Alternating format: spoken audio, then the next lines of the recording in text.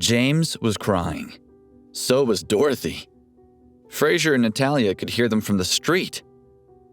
"Mom, James, what's the matter?" asked Natalia as she walked through the door, convinced that someone had died. Neither of them answered her. Instead, they wailed even louder, if that was possible. Eventually, after much soothing, Natalia managed to find out what had happened. It turned out that after James had left the Santa Ana complex, he had rushed to the nearest hotel and booked a room. What he hadn't bargained on was Pearl taking 2 large bottles of spirits from out of her purse and pouring him some generous measures, barely touching any herself. Halfway down the second bottle, he had passed out. When he woke up several hours later, Pearl had escaped, along with his bank card and car keys. "And that's not all," said Dorothy when James had finished telling Natalia his story. "Tell your sister what happened after that," she said, wiping a tear from her cheek.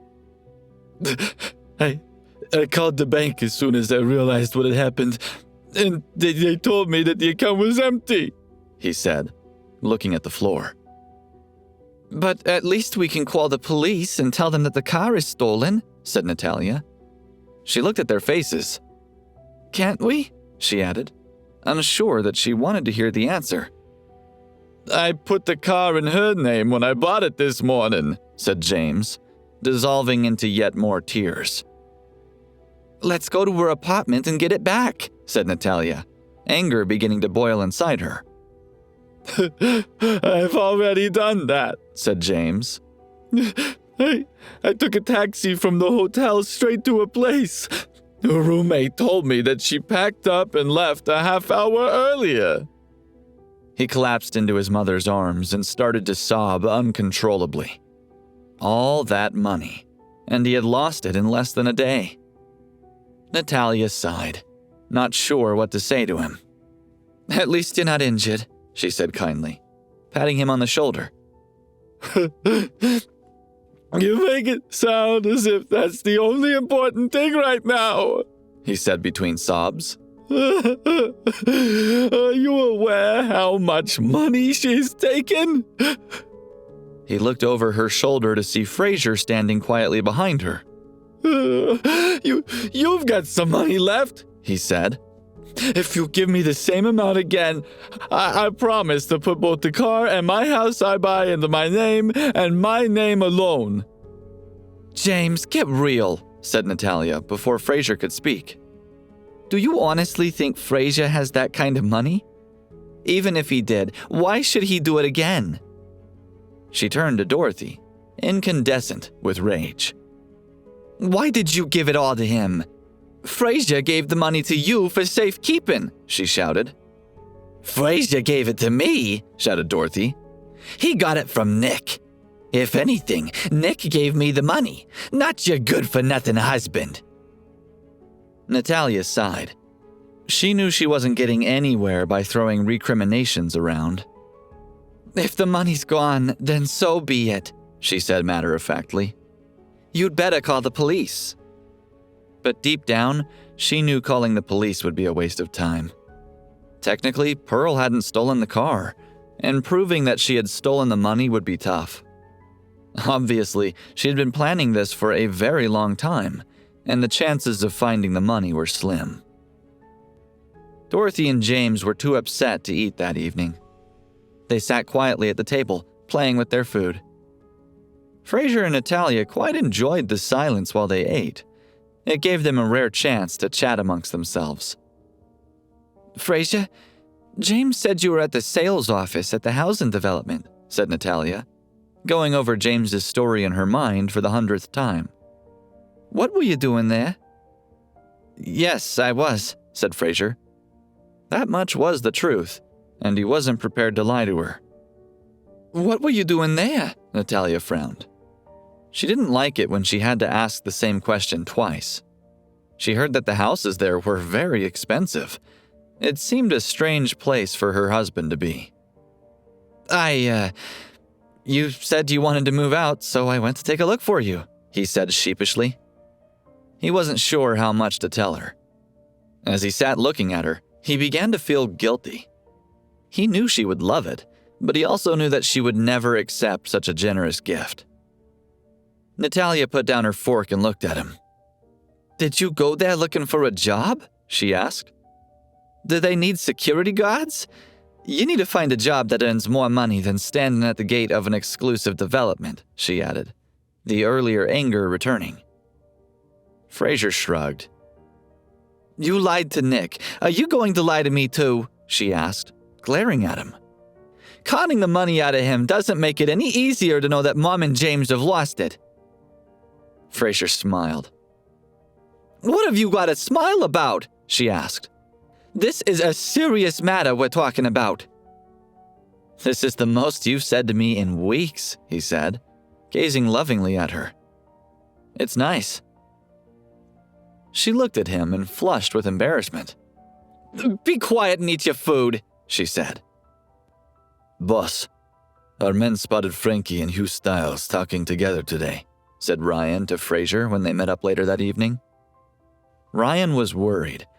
It was not an ideal situation for them. Frankie had betrayed Hugh, and yet they were seen talking. They were two influential men with enough clout to outmaneuver Frasier's gang, and there was additional help from Malcolm Becker. The men agreed that Frankie needed surveillance, but it would need to be done from a safe distance. "If in doubt, tell the men to stop following them altogether," said Frasier. "We can't afford to lose anyone." "Are you sure that's a good idea?" asked Ryan. He was convinced that the more they knew about the man's whereabouts, the more powerful they would be. "Yes," said Frasier. "They've chosen a very public place to meet, so they're obviously not afraid of us spying on them. They might even be trying to lure us in, or there may be another alternative," he added. "Hugh's men may be following Frankie too." He paused, deep in thought. "Call them off immediately," he ordered. "They may be in danger." "Good idea," said Ryan, digging out his phone. "We'll also need to tell Malcolm that he no longer has to lurk around," added Frasier. "Why?" asked Ryan, not sure what Frasier meant. He could see that withdrawing their men was a sensible idea, but moving Malcolm? He was deep under cover, and if he left, all his hard work would have been for nothing. "Remember when Danny Heinrichs was framed?" asked Frasier. "I wouldn't be surprised if Malcolm had leaked it. I also wonder whether Hugh organized it all just to see if it did leak." "Good point," said Ryan. "If you were Hugh and you had a leak, who would you suspect?" asked Frasier. "Malcolm," said Ryan without hesitating. "That's right," said Frasier, pleased that Ryan understood him. "It's pointless for Malcolm to continue hiding. Hugh won't provide him with any useful information." Ryan's heart sank. Hugh was hard enough to deal with at the best of times. He couldn't even begin to imagine how he would behave if he knew there had been a leak in his organization. "Don't worry," said Frasier, seeing the look on his face. "We did get something out of it." Ryan's eyes lit up. "What?" he said. But Frasier only smiled. "Just wait and see," he said. "Hugh won't hide for long." That same evening, a wealthy merchant received a young visitor in his office overlooking San Clemente City Center. "You've been back over 2 weeks and you've only just come to see me?" he asked the young visitor. "I've been busy," said the visitor, an enigmatic smile on his face. "You lost, didn't you?" said the older man. "How did you know?" asked the younger man, surprised that the older man was so well informed. He hadn't wanted to publicize what was, for him, a rare failure. "When a good-for-nothing scams you, believe me, I know about it," said the wealthy merchant. He wasn't happy. "So, why have you waited so long and come to see me?" "Dad, lend me a company and I'll definitely get Natalia this time," he said, all pretenses of sophistication vanishing in front of his father. The young man in question was Nick Tomlins. "I hope you won't let me down this time," said his father. "C-Cloud Technology. How about it?" "C-Cloud Technology? That's great," said Nick excitedly. It's one of the top 10 companies in San Clemente. This time, I'll get control of both Robster Corporation and Frandotech." Nick looked through his father's office window into the distance. He felt this battle was his to win. 3 days later, Frandotech received explosive news. "Frasier, look," said Brett. He was reading his emails over breakfast. Frasier was in his office. "We've got a message from C-Cloud Technology. Walter Gibson wants to meet with us." "Another foreign company?" asked Frasier, intrigued by all the interest Frandotech had started receiving. "It's not a foreign enterprise. It's the 8th-ranked company in San Clemente," said Brett. "Walter is a local. He's worked overseas for some time now. He has a lot of connections." Brett's knowledge of the man was encyclopedic.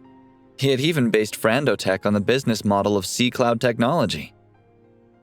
"If we work with him, I'll definitely become one of the most successful men in the city," he said, biting into a muffin.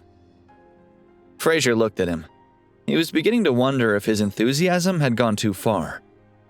"Brett, have you ever thought about why Walter would want to work with us when he's already so well established?" he asked. "Of course I've thought about it," he said. He drank some coffee. "It's not hard to figure out that Ramtech and Key International are working with us, and Walter wants a piece of the action. Thanks to your friend Nick Tomlins, otherwise we wouldn't have such a good opportunity like this." Frasier laughed dryly. Nick Tomlins was no friend of his. While he bit into an apple, Frasier suddenly thought of something. Nick Tomlins hadn't been seen for several days. It was almost as if he had completely disappeared. Also, Ramtech and Key International continued to work with Frandotech because Frasier was spending so much of his own money to keep all the parties happy. He had intended to withdraw from his two companies over an extended period because keeping his name out of the limelight was becoming increasingly difficult. In return for funding their joint ventures, Frasier had insisted they keep their cooperation a secret. It was impossible for C-Cloud Technology to know about it unless Nick had somehow managed to get involved.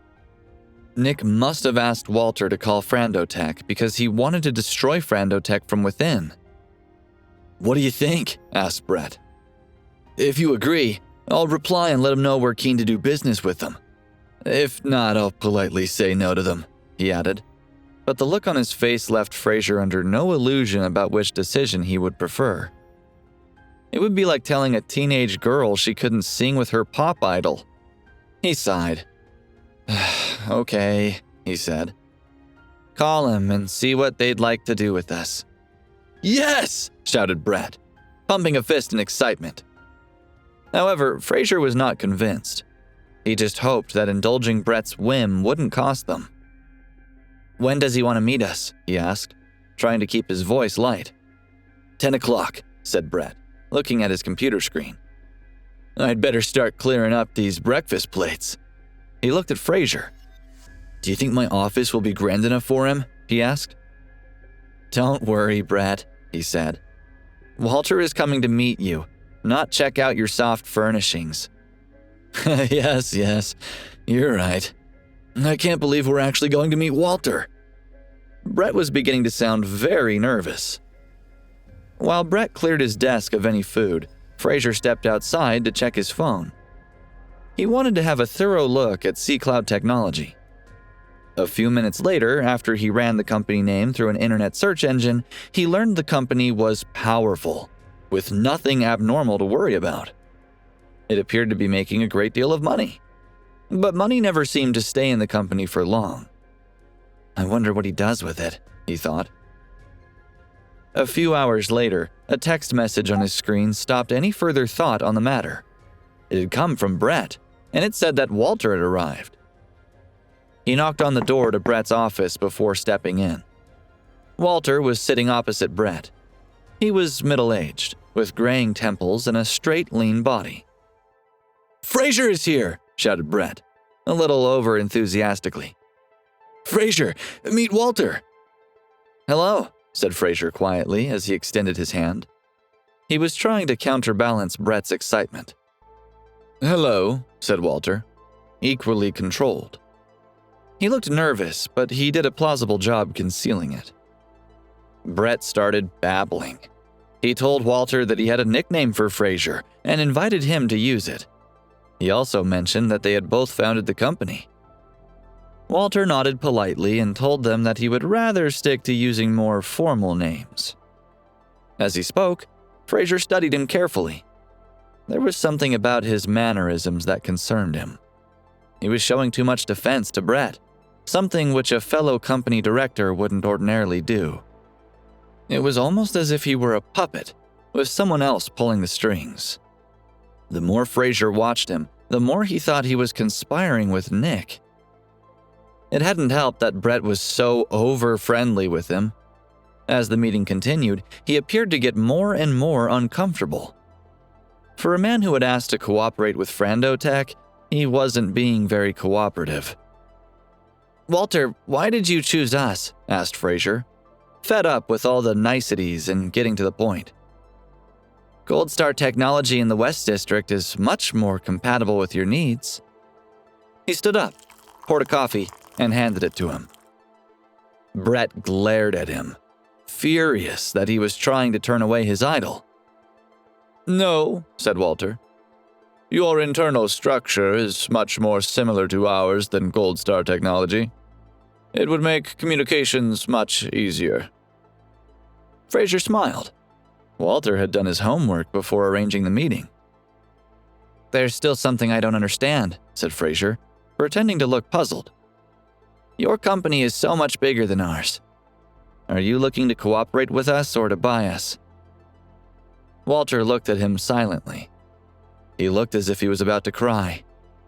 Frasier wasn't sure if it was because Walter was weak or because he had hit the nail right on the head. Brett stared at the two men, his dreams of working with his hero going up in flames. If Frasier was suspicious, he had to respect his judgment. After all, he had never been wrong in the past.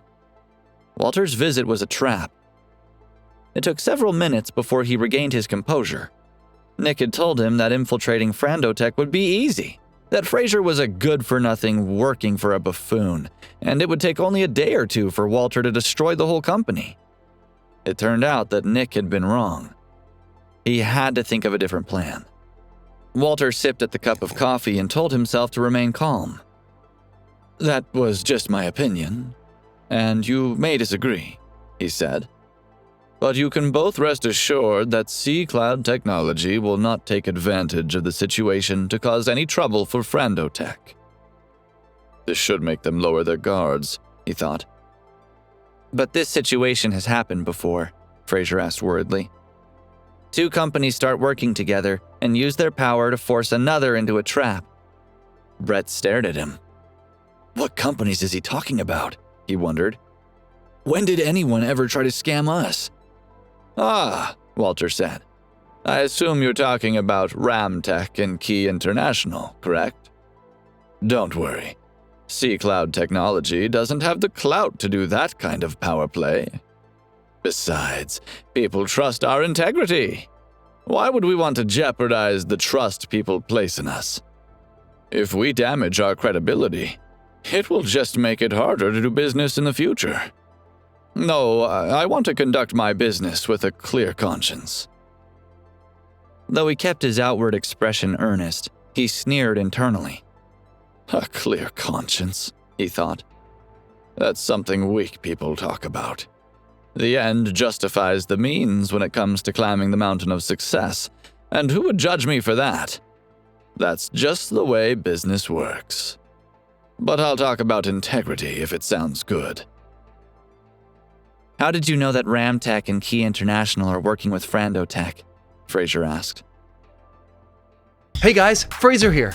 Listen to the full episode of Unraveling the Son-In-Law exclusively on Pocket FM app. Click the link in description to install the app now.